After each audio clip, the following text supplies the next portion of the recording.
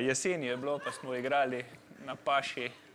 Kaj ste igrali na paši? Nogomet. Aha. Potem so bile pa noge hladne, ker smo bili bosi. Aha.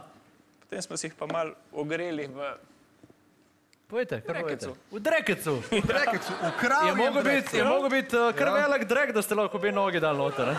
Takrat so še bile manjše. Še so bile še manjše noge. A ste kaj druga še si igrali, tudi mogoče vas je kam drgam tudi zeblo, pa ste kaj namazali? Tega pa ne. Ne. Dobar? A je to zdaj v redu? Daj, To se mora še vzhajati. Pustimo, da vzhaja. a lahko dobimo mogoče kako servetko tukaj, da si malo brišemo roke, ker smo zelo pacasti. Se imaš tam le robčka, le zraven sebe. Aha, pa res, samo jih ne moram odpreti. Kak je pa še potem naprej postopek? Zdaj bom pustili to, da vzhaja. Dajte sto. Približno uro pa pol. Dobro. Lik to, kakor še oddaja traja. Tako da super, kar več. Daj še meni vid, prosim, daj še meni, ja. A ja, rabiš robček? Dobre, je? No, ker stopimo malo pred mizo, če vas lahko povabim, Ivan. Tako.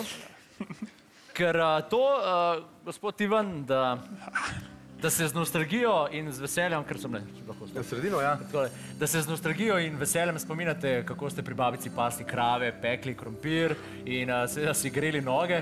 No, to vse nam je povedala vaša žena Irena.